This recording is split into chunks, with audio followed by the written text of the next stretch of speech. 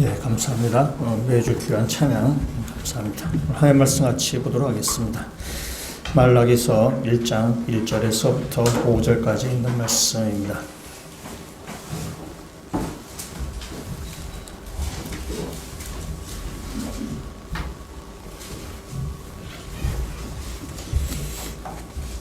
말라기 1장 1절에서부터 제가 읽고 5절 말씀은 같이 읽도록 하겠습니다. 여호와께서 말라기를 통하여 이스라엘에게 말씀하신 경고라.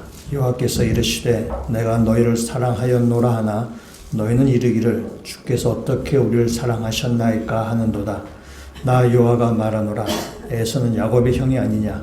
그러나 내가 야곱을 사랑하였고 에서는 미워하였으며 그의 산들을 황폐하게 하였고 그의 산업을 광야의 이리들에게 넘겼느니라.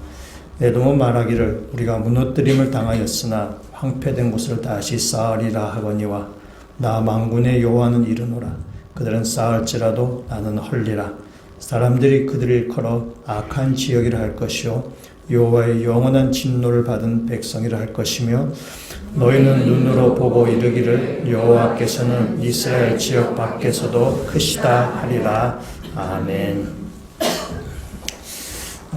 오늘부터 말라기 말씀을 같이 나누고자 하는데, 이 말라기는 구약의 그 마지막 책이고 그 마지막 선지자입니다.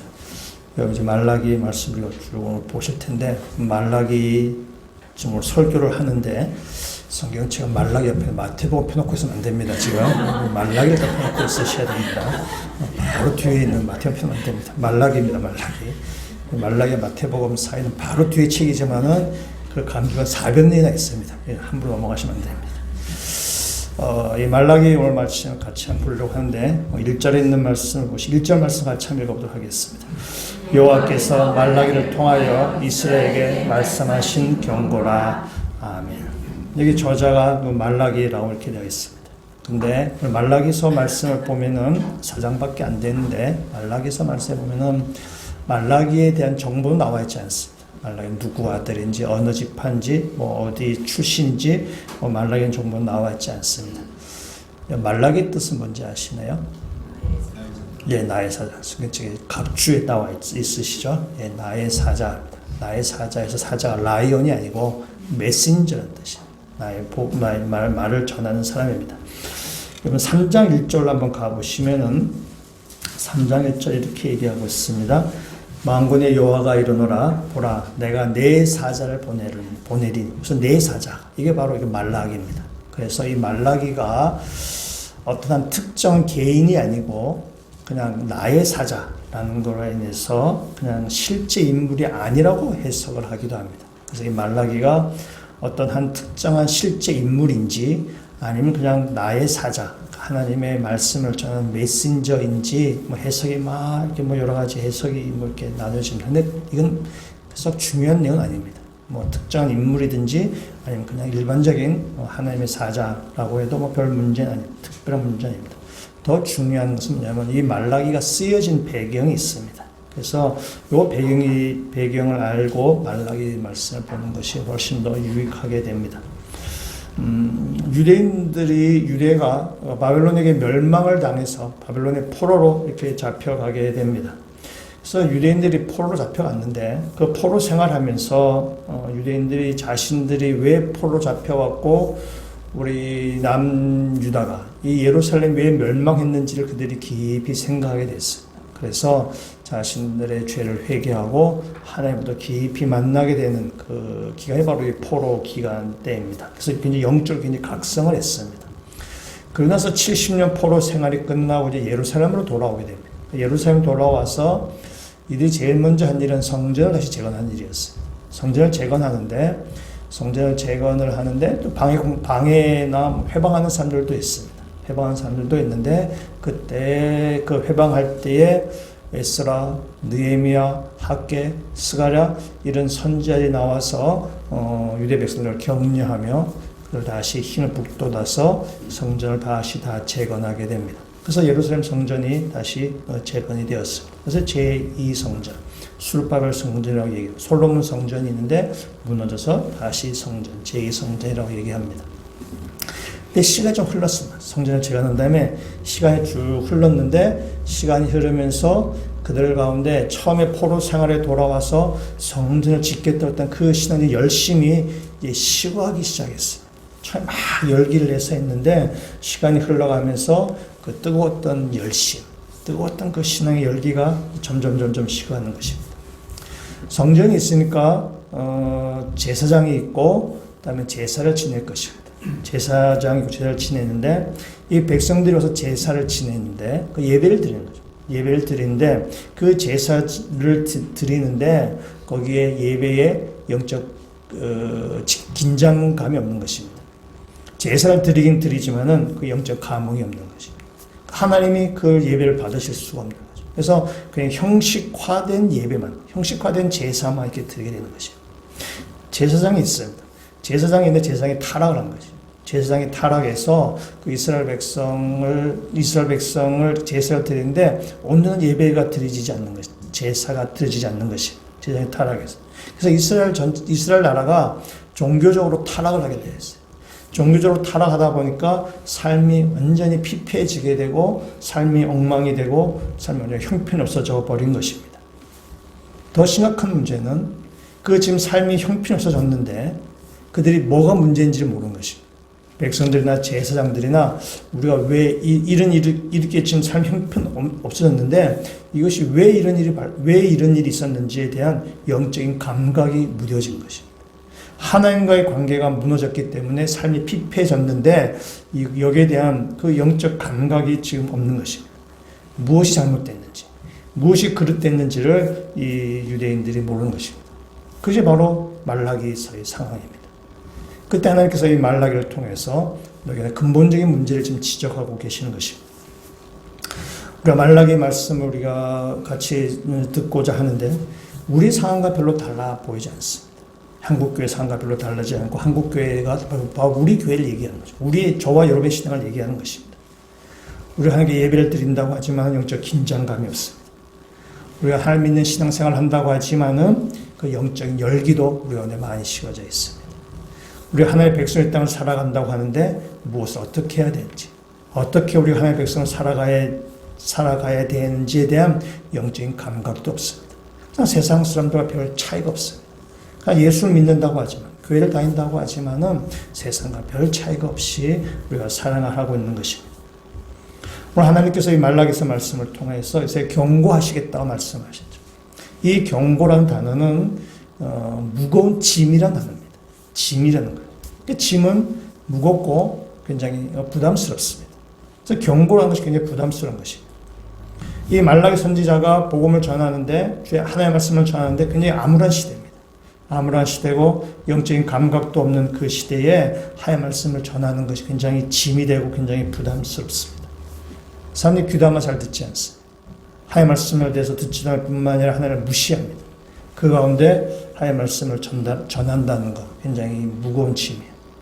사람들이 환영받지 아니하는 말을 전한다는 것 선지자에게는 굉장히 무거운 짐과 같습니다. 그런데 우리에게도 하나님의 말씀이 짐으로 다가오게 되는데, 부담으로 다가오게 되는데, 근데 그것이 하나님께서 우리 가운데 우리한테 막 무거움을 짐을 지우기 위해서, 우리한테 굉장히 부담감을 주기 위해서 하는 것이 아니에요. 하나님 우리에게 복을 주시기를 원하시는 분이죠.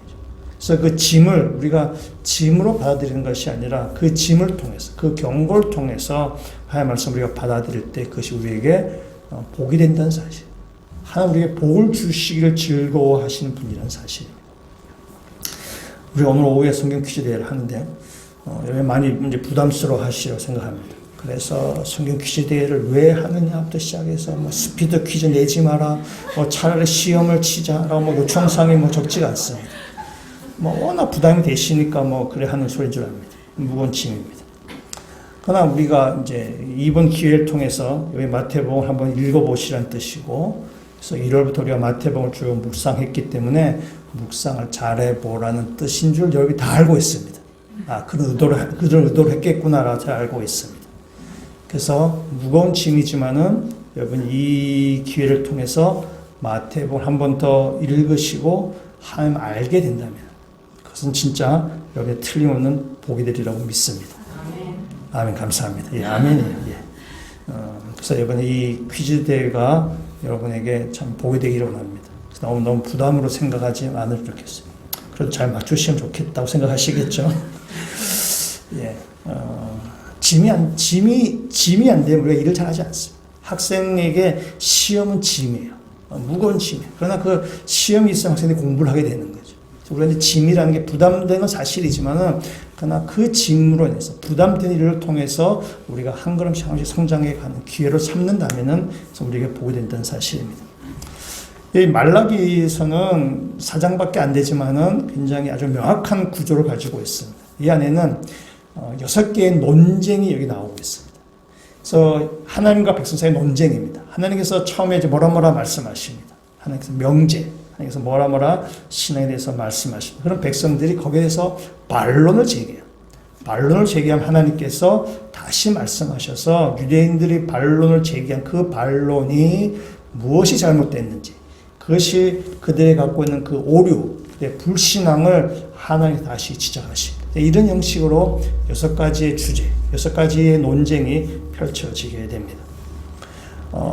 유대인들이 하나님의 말씀의 반론을 제기하는데, 그 반론은 불신앙에서 나온 것입니다. 불신앙에서 나온 것이고 영적 무지에서 나온 반론입니다. 그래서 제가 설교 제목을 오늘 영적 사춘기를 벗어나라 라고 이렇게 제목을 정했는데, 유대인이 던지는 게 반론이 이렇게 보면은 영적 사춘기 수준에서 하는 그 반론들입니다. 그래서 말라기의 주제를 제가 생각하기에는 말라기 주제는 이게 마리아 막걸리아라고 제가 얘기할 수 있습니다. 이 굉장히 유대인들이 반론이 굉장히 하여튼간 영적 사춘기 같이 아직 어리석은 영적 수준이 좀 이렇게 무지한 가운데 나온 이야기입니다. 그래서 오늘 6가지 쭉 논쟁 우리가 볼 텐데, 그 논쟁을 통해서 우리의 신앙의 기본기, 우리 신앙 기본적인 틀을 우리가 잘 세우고 우리 기본적인 틀을 잘 점검하시면 좋겠습니다. 그래서 말라기 시대의 성도들과 또 오늘 우리 시대와 그렇게 다르지 않습니다. 그래서 이 말라기 말씀을 통해서 우리 기본적인 신앙의 틀, 기본기가 더욱더 잘 다져져서 영적인 사춘기를 벗어나서 영적인 성인이 되시기를 주의 이름으로 축원합니다. 첫 번째 논쟁인데요. 2절 말씀을 제가 읽으면 이렇습니다. 여호와께서 이르시되 내가 너희를 사랑하였노라 하나 너희는 이르기를 주께서 어떻게 우리를 사랑하셨나이까 하는도다. 하나님께서 말씀하시죠. 하나님께서 뭐라 말씀하시나요? 내가 너희를 사랑하였노라 라고 얘기합니다. 내가 너희를 사랑한다 하죠. 그래서 백성들이 하는 이야기가 뭐냐면 이렇게죠. 주께서 어떻게 우리를 사랑하셨나이까 이렇게 반문합니다. 이것을 그냥 우리들이 쓰는 말로 하면은 제가 볼 때는 사춘기 중이병을 앓고 있는 딸이 대화라고 생각하시면 됩니다. 부모가 이제 얘기를 딸 사랑해 라고 하면은 이 딸이 죄송하지만은 뻥치시네. 나를 사랑하긴 사랑해? 라고 이렇게 막 반발을 이렇게 하게 되면 중이병을 앓고 있으니까. 자녀들이 이렇게 말하면 부모가 막 억장이 무너지는 거죠. 그 말할 때 화가 나기도 하지만 딱 화를 낼 수는 없고 그냥 부모의 마음이 굉장히 쓰라리는 것입니다. 우리들도 이 사춘기 중이병을 앓고 있는 유대인처럼 이렇게 한결 대들 수가 있습니다. 하나님이 사랑이 하나님이라고 말씀하시는데 하나님이 사랑이라고 하시는데 어떻게 나에게 이렇게 하실 수 있습니까? 하나님이 사랑인데 나를 왜 이렇게 놔둘 수가 있습니까? 내 삶은 지금 힘들고 내 형편 나아질 기미도 보이지 않고 병은 낫지도 않고 인간적으로 행복의 조건이 찾아볼 수가 없고 때로는 억울한 일을 내가 당할 때도 있고 때로는 이해할 수 없는 일을 겪기도 한 이런 상황 가운데 하나님 나를 사랑하신다고요? 뻥치지 마세요. 하나님 무슨 사랑이세요? 라고 하면서 하나님을 사랑한다는 그 말을 참 받아들이기가 참 어려운 거죠. 마치 하나님 나를 사랑하지 않는 것처럼 보일 때가 우리 가운데 있다는 사실입니다. 마치 사춘기 중이병을 앓고 있는 아이가 부모에게 하는 것처럼 나를 사랑하긴 사랑해요? 사랑하는 증거를 내보세요. 라고 이렇게 이야기하는 것입니다. 하나님께서 이 유대인의 이 반론에 대해서 다시 하나님께서 말씀을 제기하시는데 그것이 2절 뒷부분부터 이렇게 얘기합니다. 나 요아가 말하노라 에서는 야곱의 형이 아니냐. 그러나 내가 야곱을 사랑하였고 에서는 미워하였으며 그의 산들 황폐하게 하였고 그의 산업을 광야의 이리들에게 넘겼느니라. 아멘. 하나님께 이스라엘 백성이 하나님 우리를 사랑하긴 사랑하시나요? 라고 물어볼 때 이 말은 다시 말하면 이 말은 무슨 말이냐면 하나님 우리를 사랑하신다고 하시는 증거를 대보세요. 이런 말이거든. 하나님의 증거, 내가 너희를 사랑하는 내 증거 보여줄게.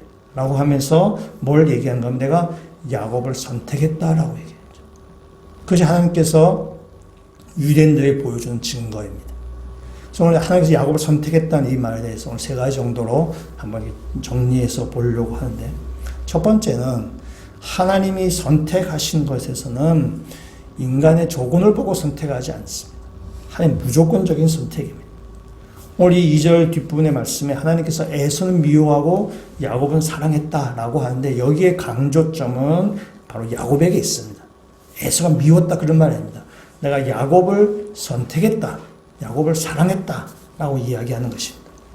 에서와 야곱은 쌍둥이입니다. 쌍둥이 때문에 우열을 가리기가 어려워요. 우열을 가리기 어려운데 그 태어나기 전부터 하나님께서 야곱을 선택했다라고 이야기하는 것입니다. 그들이 하는 짓을 보고 선택한 것이 아니라 이들이 태어나기 전부터 하나님께서 야곱을 선택했다라는 것입니다. 우리가 코로나도 이제 좀 이렇게 끝나고 그렇게 해서 우리가 올해 우리가 한 사람씩 전도를 했으면 좋겠다라고 이렇게 생각하게 됩니다. 그래서 여러분이 한 사람씩 품고 또 그 사람을 위해서 기도하고 또 그 사람을 섬기고 그래서 또 때가 되면 그 사람의 복음을 전하고 그렇게 해서 우리가 한 사람 전도하는 일에 힘쓰면 좋겠어요. 그 결과는 하나님께 맡기고 우리가 하는 일은 그 사람을 섬기고 봉사하고 이렇게 사랑을 전하는 것입니다. 그래서 한 사람 이렇게 우리가 섬기고 사랑을 전할 때에 그 일을 하면서 우리 자신이 변화되어 가는 거죠. 전도라는 것은 내 자신이 변화되어 가는 거죠. 그 결과는 하나님께 맡기는 것입니다. 그 사람이 교회에 오든지 말든지는 하나님께 맡기는 것이고 그냥 그 사람을 위해서 섬기고 사랑하고 이렇게 복음을 전하는 일. 그러면서 우리 자신이 변화되어 가는 것입니다. 한 가지 상황을 한번 가정해 보겠습니다. 여러분이 이제 우리가 한 사람씩 전도하자라고 했을 때에 우리가 한 사람을 전도를 하게 되면은 그 사람이 다음 주에 우리 교회에 100% 온다 가정해 봅시다. 여기 누군가에게 복음을 전하는데 그 사람이 다음 주에 반드시 교회에 오게 돼요. 그렇게 한번 가정을 해보자는 거죠. 그 한 사람이 누군지를 한번 생각해 보시면 좋겠어요. 누구든지 상관없습니다. 여러분과 친한 사람이 아니고 관계없습니다. 그분이 여러분을 몰라도 됩니다. 그래서 어떻든 우리나라에 있는 어떤 사람, 한 사람 여러분 한번 생각해 보세요. 근데 그 사람 전도해야 되겠다. 그래서 그 사람이 뭐 직업이나 인종이나 뭐 나이나 지역이나 아무런 제한이 없습니다. 그냥 누구나 한번 생각해 보는 거죠. 지나간 첫사랑도 괜찮습니다. 가정의 평화 깨지 않는 이상 아무나 한번 생각해 보시죠. 그다음에 그 사람을 전도를 하면 그 사람이 다음 주에 교회에 이제 막 온다고 한번 가정을 해보자는 거죠. 무슨 말씀인지 아시겠죠? 예. 꼭 여러분이 친한 사람 아니라고 하는 거죠. 하여튼 우리나라에 있는 누군가를 내가 전도를 해야 되겠다 한번 생각을 한번 해보시는 거죠. 10초 동안 생각해 보시면 좋겠습니다. 제가 질문을 한번 던져보겠습니다. 전도를 합니다. 전도에 그분이 다음 주에 옵니다. 여러분 다음 주에 옆에 앉아 계신 분이 누구를 좀 원하시냐는 거죠. 다음 주에 누구 함께 예배를 드리려 원하시냐는 거예요. 제가 여기에 대해서 5가지 질문을 해볼 텐데 yes, no로 한번 마음속으로 한번 대답해 주겠습니다. 첫 번째 질문.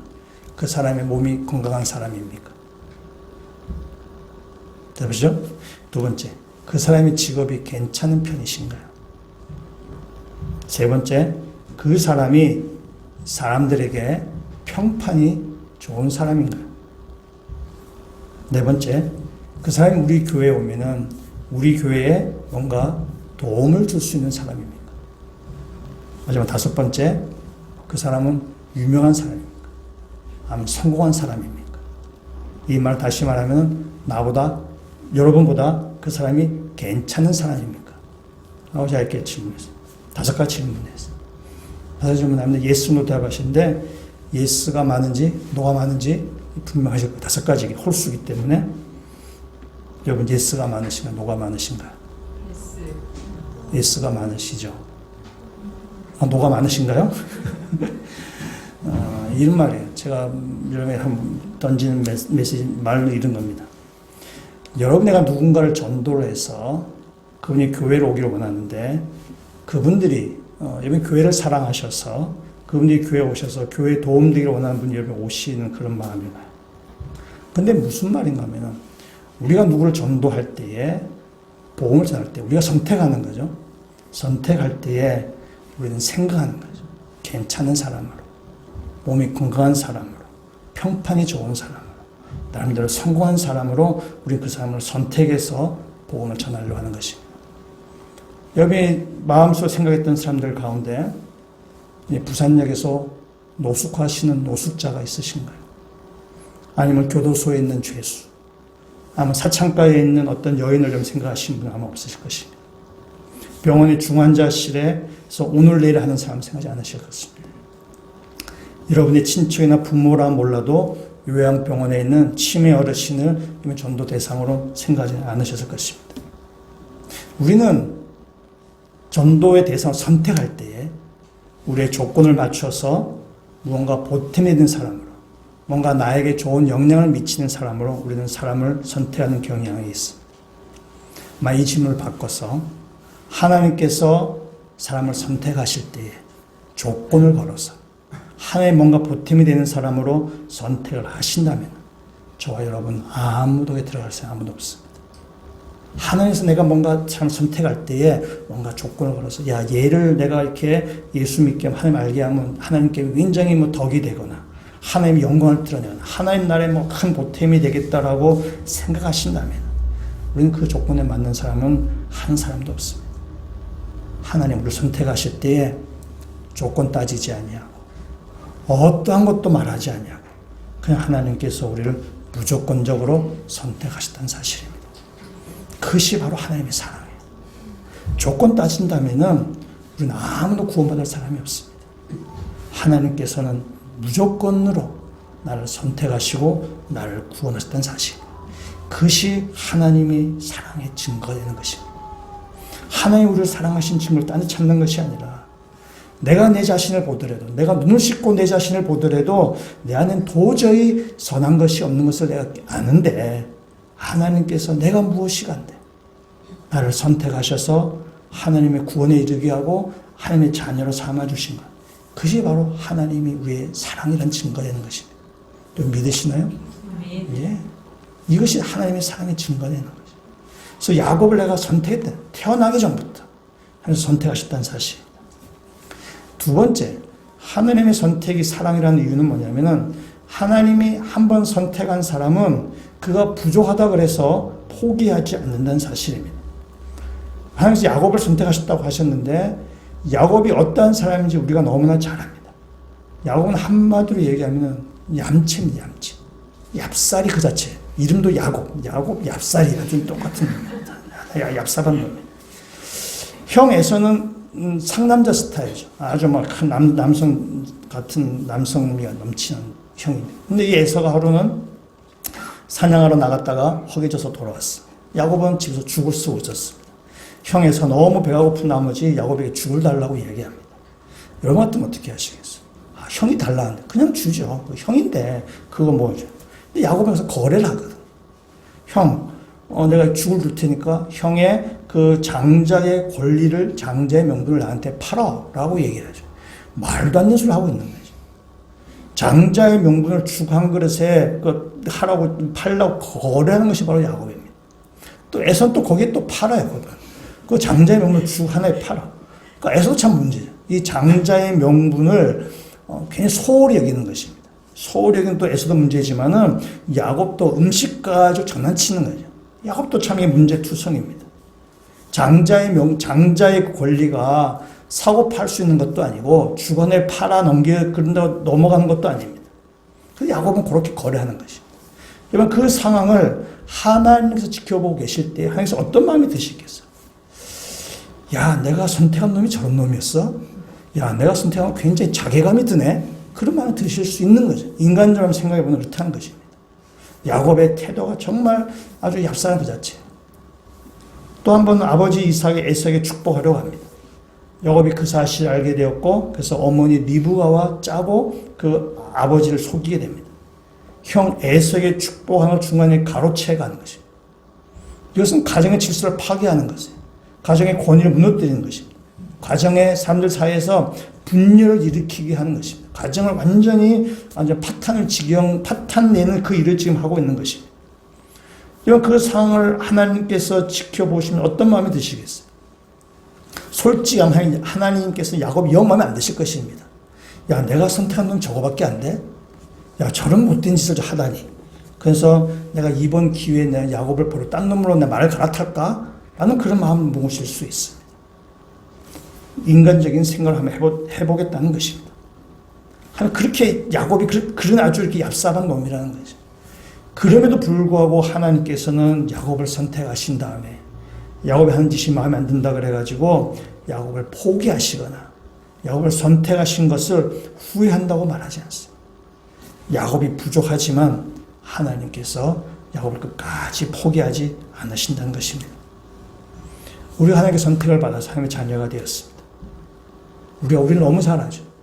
우리 지나간 과거의 일을 놓고 볼 때, 과거가 아니라 바로 오늘 우리의 모습을 볼 때에도 우리가 하나님께 얼마나 실망을 많이 끼쳐드리겠어요. 우리를 볼 때 하나님께서 답답해 하실 것입니다. 우리를 볼 때 하나님께서, 야, 내가 저놈을 택한 거야. 내가 자괴감이 든다. 내가 저놈을 택하려니 이렇게 했나라고 하나님께 우리를 보실 때마다 아마 후회 막심하실 거예요. 그럼에도 불구하고 하나님께서 나를 포기하지 아니하시고 끝까지 붙들고 계시다는 사실입니다. 그것이 바로 하나님의 사랑입니다. 이사야 선지자가 이렇게 이야기하고 있습니다. 이사야서 49장에 있는 말씀인데 이스라엘 백성이 바벨론 포로 잡혀갔을 때에 그때 이스라엘 백성이 이렇게 생각했어요. 이사야서 49장 14절 15절 말씀 같이 한번 읽어보도록 하겠습니다. 오직 시온이 이르기를 여호와께서 나를 버리시며 주께서 나를 잊으셨다 하였거니와 여인이 어찌 그 젖 먹는 자식을 잊겠으며 자기 태에서 난 아들을 긍휼히 여기지 않겠느냐.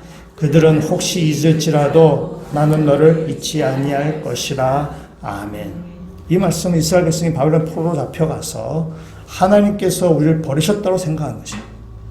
우리를 바벨론에서 멸망하게 하고 바벨론 포로로 잡혀가서 거기서 개고생을 하고 있으니까 하나님 우리를 잊으셨구나 라고 그들은 생각했습니다. 근데 하나님께서 말씀하신 거죠. 부모는 자식을 잊을지라도 나는 너희를 결코 잊지 않았다라고 말씀합니다.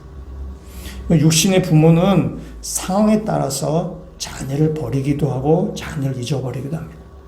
그러나 하나님 아버지는 우리를 결코 잊지 않으신다는 사실입니다. 이스라엘 백성이 바벨론 포로로 잡혀간 상황, 그들의 죄로 인하여서 심판받아서 포로 잡혀간 상황 가운데 있을 때에도 하나님은 이스라엘을 버리지 않으시고 기억하고 계셨습니다. 우리가 좀 잘못하고 우리가 못나고 우리가 실수투성이라 치더라도 하나님은 결코 우리를 버리지 않으신다는 사실입니다. 그것이 바로 하나님의 사랑이에요. 하나님의 변함없는 사랑이죠. 우리가 뭔가 좀 잘하면 더 사랑하고 잘못하면 우리를 버리고 그런 것이 아니라 우리의 상관없이 변함없이 하나님의 사랑이 우리 가운데 흘러내리고 있다는 사실입니다. 그 사실을 믿으시길 주의 이름으로 축원합니다. 세 번째 한번 생각해 볼 것은 하나님의 선택은 하나님 선택한 백성을 하나님께서 끝까지 책임지신다는 사실입니다. 하나님 선택한 사람에 대해서 하나님께서는 그 빅피처, 큰 그림을 하나님께서 그리고 계시는데요. 하나님은 선택한 것을 그냥 끝내는 것이 아니라 선택하고 이제 선택에서 끝, 그것이 아니라 선택한 다음에 그 사람을 인도해 가셔서 끝까지 책임지신다는 것입니다. 그래서 하나님께서 우리를 향하신 계획을 가지고 우리를 선택하신 거죠. 선택하셔서 하나님의 큰 그림 가운데 우리를 인도해 가시는 큰 우리를 책임을 지시고 인생을 책임지신다는 사실입니다.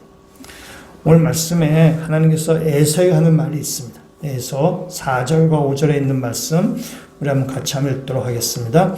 에돔은 말하기를 우리가 무너뜨림을 당하였으나 황폐된 곳을 다시 쌓으리라 하거니와 나 만군의 여호와는 이르노라. 그들은 쌓을지라도 나는 헐리라. 사람들이 그들을 걸어 악한 지역이라 할 것이요 여호와의 영원한 진노를 받은 백성이라 할 것이며 너희는 눈으로 보고 이르기를 여호와께서는 이스라엘 지역 밖에서도 크시다 하리라. 아멘. 하나님께서 에서에게 하는 말. 근데 이 에서, 여기서 말하는 에서는 좀 에돔이라 나오는데 어떤 한 특정 에서를 말하는 것이 아니라 이것은 하나님을 거역하는 하나님을 대적하는 사람을 칭해서 하는 이야기입니다. 그 에돔이 뭔가를 쌓는다고 쌓습니다. 쌓는다고 쌓는데 하나님께서 그것을 다 헐어버리시겠다고 좀 말씀하는 거죠. 하나님을 대적하는 사람들이 하나님에 대해서 뭔가 그들이 열심히 일하고 뭔가 수고하고 뭔가 일을 이루려고 하지만은 그것이 다 헛수고가 된다는 것입니다. 그들이 아무리 일을 열심히 하고 뭔가 얻은 것처럼 보이지만은 그거 다 허물어지는 것이에요. 그거 다 헛된 것입니다. 2020년 10월쯤에 그 70대 되시는 남성분이 설악산에 등산 갔다가 조난 당한 일이 있었습니다. 이분 나이가 좀 많지만은 설악산 대청봉을 20여 차례나 이제 50대 이후에 오를 정도로 굉장히 건강하고 산을 잘 타는 사람이었습니다. 그날도 아침에 집을 나서면서 아내에게 저녁에 내가 돌아오겠다라고 이렇게 얘기하고 이렇게 아침 새벽차를 타고 이제 설악산 출발해서 등산했습니다. 근데 등산을 좀 하는데 10월 달이니까 좀 날씨가 좀 쌀쌀해지고 또 약간 체력도 떨어지는 것 같아서 그 목적지를 좀 빨리 가려고 정해진 등산로가 아니라 지름길로 들어갔어요. 산 잘 안다고 생각해요. 그때부터 이제 그때부터 이제 뭔가 좀 잘못된 것인데 인적이 드무니까 이게 점점 더 계곡으로 빠지기 시작했습니다. 날이 어두워지기 시작했고 계곡으로 들어가니까 핸드폰도 잘 터지지 않게 되었습니다. 그래서 핸드폰 방전되는 것을 막기 위해서 핸드폰을 꺼버렸습니다. 꺼버리고 그래서 이제 길 찾다가 밤이 되어서 이제 몸을 최대한 따뜻하게 한 다음에 이제 잠을 잤는데 너무 추워서 잠을 잘 수가 없었어요. 한 2시간 정도 잠을 잤습니다. 그리고는 이제 밤새도록 이제 걸었습니다. 걸었는데 날이 밝자 자신이 잠이 잤던 그 자리에서 벗어나지 못한 사실 그거 알았습니다. 그러니까 밤새도록 걸었지만 헛걸음한 것입니다. 그래 둘째 날이 됐죠. 둘째 날이 되었는데 둘째 날도 원래 있던 자기 자리에서 크게 벗어나지 못했습니다. 그러나 또 하룻밤 지나서 3일째가 되었을 때 길을 찾기 위해서 막 하다가 핸드폰을 켰습니다. 핸드폰을 켰다가 그런 사이에 낭떠러지에 떨어져서 갈비뼈 하나가 부러지고 또 하나가 금이 가는 그런 부상을 입게 됐습니다. 막 그러다가 이렇게 하다가 그날 밤 10시 40분에 구조되었습니다. 그러니까 3일 만에 이제 구조가 된 것입니다. 우리나라 산은 크지 않습니다. 그래서 로키 산맥이나 그렇게 히말라야 그렇게 크지 않습니다. 그러니까 우리나라에서 우리나라도 이렇게 조난 당할 수가 있다는 거죠. 알프스나 히말라야나 이런 데 가면은 조난 당한 일이 가끔씩 이제 일어나게 됩니다. 뉴스 한 번씩 나게 됩니다. 왜냐하면 그 사람들이 막 이렇게 길을 헤매야 되죠. 길을 헤매는데 보다 보면 다시 원위치 되고 그런 일이 간혹가다 있게 됩니다. 사람에는 그런 게 있다 그래요. 윤형 본능. 뭔가 이렇게 다시 이렇게 크게 다시 제자리로 돌아오는 그런 게 있다고 합니다. 우리가 학교운동장 가면 시험해 볼 수 있습니다. 학교운동장에 가서 눈을 수건으로 가린 다음에 이렇게 앞으로 이렇게 걸어가라고 하면은 자신 똑바로 걷는데 한 50m, 100m를 가면은 자기도 모르게 크게 원을 이렇게 그리게 되는 것입니다. 집에서도 해볼 수 있습니다. 집에서 눈을 감고 제자리 걸음을 해보십시오. 한 1분 정도 해보시면 엉뚱한 데 가 있습니다. 본인은 바로 걷지만은 한 1분 되면 벌써 이상한 데로 좀 흘러가 있는 것입니다. 인간이 그렇다는 거예요. 윤의 본능이라는 걸 그렇게 얘기를 하더라고요. 윤형 이렇게 크게 원을 그린다는 거죠. 이 말씀 좀 가지고 예수 안 믿는 사람, 하나님을 대적하는 사람이 앞으로 전진합니다. 앞으로 간다고 합니다. 그러나 본인 앞으로 간다고 하지만은 그러나 다시 제자리에 있게 된다는 것입니다. 그것이 바로 하나님을 모르는 사람, 하나님 대적하는 사람의 인생. 그러나 하나님을 믿는 사람이라는 거죠.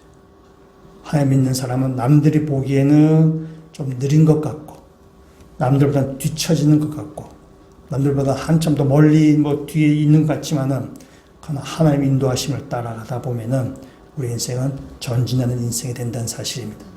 왜냐? 하나님께서 우리 인생을 책임지시고 우리 인생을 인도해 가시기 때문에 그렇습니다. 하나님께서 지금 이 야곱을 선택하셨다고 하신 말씀이 이런 말씀이에요. 하나님 믿지 않는 백성, 에돔이 전진한다고 전진하는데 과연 그가 전진한 것이냐? 그가 쌓는다고 쌓는데 그것이 쌓여지는 것이냐? 다 허물어지는 것이고 앞으로 전진한다고 하지만 다시 뱅뱅 그 자리를 멈도는 것에 불과하다. 그러나 너희는 어떻느냐? 너 유대 백성은 어떻느냐? 어떤 때 너희 가운데 시험이 있기도 하고 어려움이 있기도 하고 나들보다 뒤처지는 것 같기도 하지만 그러나 결국에는 또 인생은 전진한 것이 아니냐. 하나님께서 그렇게 지금 말씀하시는 것입니다. 시편 기자도 우리에게 같은 말씀 우리에게 노래하고 있습니다. 시편 127편 1절과 2절에 있는 말씀을 한번 같이 읽도록하겠습니다.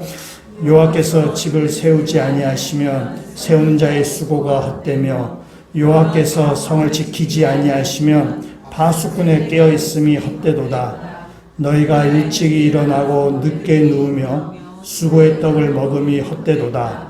그러므로 여호와께서 그의 사랑하시는 자에게는 잠을 주시는도다. 아멘. 하나님을 대적하는 자가 쌓는다고 쌓지만 쌓아지지 않습니다. 하나님을 대적하는 자가 집을 세운다고 세우지만 그 수고가 다 헛된 것이라는 사실입니다. 우리가 인간의 힘을 아무리 모아서 쌓는다 치더라도 다 제자리 걸음에 불과할 뿐입니다. 하나님께서 우리와 함께 하실 때만 인생 앞으로 전진해 갈 수 있는 것이고 우리와 함께 하실 때만 그것이 헛된 것이 아니게 된다는 사실입니다. 그것이 바로 하나님께서 인도하시는 인생이고 하나님께서 책임지시는 자의 인생이 된다는 사실입니다. 그것이 바로 하나님이 우리를 사랑하신다는 증거입니다. 우리를 선택하셨어요. 우리 배경이 좋아서나 조건이 좋아서 아닙니다. 때로는 우리가 하나님을 실망시키기도 하지만은 하나님 결코 우리를 포기하지 않으십니다. 하나님께서 우리를 또한 인도하셔서 끝까지 우리 인생을 책임지십니다. 그것이 바로 하나님이 우리를 사랑한다는 표시예요. 그것을 믿는 자가 바로 하나님의 사랑을 믿는 자가 된다는 사실입니다. 여러분 인터넷에 보면은 재미난 게 많이 있는데 초등학생이 뭐 이렇게 답안지에다가 뭐 답을 써서 그런 거 있죠. 굉장히 이게 아주 기발한 답이 많지는 이게 진짜인지 가짜인지 모르겠는데 이런 것들이 있더라고요. 문제가 뭐냐면은 부모님 우리를 왜 사랑하실까요? 초등학생 답이 그러게 말입니다. 참 누가 지어냈는지 진짜인지 잘 모르겠어요. 근데 이 초등학생 답이 사춘기 수련보다 훨씬 더 이렇게 현명해요. 부모님 나를 왜 사랑하는지 이해할 수 없다는 거죠. 말썽도 피우고 동생하고도 싸우고 형제끼리 싸우고 말도 잘 듣지 않고 신분 보내면 신분도 잘 하지도 않고 공부도 잘 못하고 하는데 왜 사랑하는지 모르겠다는 거예요. 왜 사랑하는지 그러게 말입니다. 라고 하는 거죠. 왜 사랑하는지 잘 모르겠다고 얘기하는 거죠. 사춘기 이 중2병보다 훨씬 이제 성숙한 사람 같아요. 우리 사춘기 때는 부모의 사랑을 우리는 부정하려고 합니다. 부모가 뭔가 좀 이렇게 사랑을 하면은 간섭하지 마라, 뭐 좀 나를 놔둬라, 뭐 이렇게 얘기해요. 그러다 뭐가 또 이렇게 그렇다고 놔두면은 또 나를 사랑하지 않는다, 뭐 관심을 가져달라, 뭐 이렇게 얘기해요. 대체 어디에 말을 정답 맞출지는 모르죠. 중2병 앓고 있는 그 상황이니까 그런 거죠. 그래서 사춘기는 자기 중심적이에요. 자기 중심을 생각해요. 그러나 사춘기를 벗어나서 성인이 되면 달라집니다. 성장한 거죠. 부모의 사랑, 부모의 은혜에 감사하고 죄송하고 부모님께 잘 대하려고 하는 것이 바로 성인이고 부모의 기대에 어긋나지 않으려고 하는 것입니다. 그것이 바로 사춘기를 벗어난 성인이 부모의 사랑에 대한 태도입니다. 미국 남북전쟁 때에 군인으로 참전했던 다니엘 휘트라는 사람이 있습니다. 여러 번 극적으로 목숨을 건졌습니다. 부상을 당했고 포로가 되기도 했습니다. 여러분 현대 전투는 살아남기가 힘듭니다. 현대 전투를 하기는 거의 살상 무기가 뭐 핵폭탄, 뭐 폭격, 뭐 기관총 뭐 이렇게 해서 뭐 전쟁에 나간 사람은 살아남기가 상당히 힘듭니다. 뭐 같이 다 죽는 겁니다. 근데 남북전쟁, 1차 대전, 뭐 그 앞에 전쟁만 해도 좀 다릅니다. 때문에 살상 무기가 막 발달되지 않았기 때문에 정말 죽고 사는 것이 간발의 차이입니다. 같이 동료가 앞으로 했다가 어떤 내 옆에 동료는 총 맞아 죽고 나는 살고 정말 간발의 차이. 참호 쏘겠다가 고개 살 내밀었다가 총 맞아 죽기도 하고 이게 정말 간발의 차이입니다. 이게 바로 이 남북전쟁 때 다니엘 휘트리가 그랬던 것 같습니다. 굉장히 위기를 많이 맞이했죠. 위기를 많이 맞이할 때마다 그가 어머니께서 그가 자기에게 준 신약 그 성경을 읽었습니다. 그리고 그가 그리스도인이 그때가 되었습니다. 전쟁이 끝난 다음에 자신의 그 생명을 지켜준 하나님께 그 사랑과 은혜에 보답하며 그가 살기로 했습니다. 다니엘 휘틀이 무디의 격려로 그가 복음 전도자로 살게 됩니다. 그리고 하나님의 그 사랑을 경험한 그를 증언으로 해서 200여 곡의 그 찬송시를 남기게 됩니다. 그 찬송시 가운데 하나가 찬송가 310장입니다. 아, 하나님의 은혜로입니다. 여러분, 그 찬송시에서 강조되는 것이 뭔지 아세요? 그 찬송시에서 강조되는 것은 난 알 수 없도다입니다. 아, 하나님의 은혜로 이 쓸데없는 자 왜 구속하여 주는지 난 알 수 없습니다. 하나님의 놀라운 은혜를 나는 알 수 없습니다. 나처럼 무가치한 존재를 왜 자녀라고 하는지 나는 알 수 없습니다. 난 알 수 없다는 말이 계속해서 반복해서 굉장히 그 중심된 단어예요. 아, 하나님의 은혜로 이 쓸데없는 자 왜 구속하지? 난 알 수 없네. 그러다가 후렴에서 나오는 고백이 하나 있습니다. 내 형편 아시는 주님, 늘 보호해 주실 것을 나는 확실히 아네. 나를 왜 구원해 주셨는지, 나를 왜 자녀로 삼으셨는지 나는 알 수 없어요. 하나님의 그 상을 내가 다 이해할 수 없습니다. 그건 신비로운 일이에요. 나를 선택해 주시고, 그러나 내가 한 가지 확실히 알 수 있는 것은 뭐냐. 그 하나님이 나를 보호하시고, 나를 지키시고, 나를 책임져 주시고, 나를 인도해 가실 것이라는 그 사실을 내가 확실히 믿는다. 그것이 다니엘 휘틀의 고백이고, 이 시간 저와 여러분의 고백이 되기를 주여 축원합니다. 하나님께서 우리를 사랑했는지는 그건 신비의 일이에요. 우리가 다 이해할 수 없습니다. 우리의 머리로 다 납득할 수 없습니다. 그러나 한 가지 분명한 사실, 하나님께서 나를 지키시고 인도한 사실을 확실하게 믿고, 그래서 나를 선택하신 하나님, 나를 사랑하신 하나님 앞에 감사와 찬양과 그 앞에 영광을 돌리며 살기를 그렇게 살아가시는, 그건 우리의 신앙이 사춘기 같은 신앙이 아니라, 그래서 성장해서 성인의 신앙으로 우리를 선택하시 사랑하신 하나님 앞에 보답하며 찬송하며 감사하며 살아가시는 믿음의 성숙한 성도다 되시기를 주의 이름으로 축원합니다. 같이 한번 기도드리시겠습니다.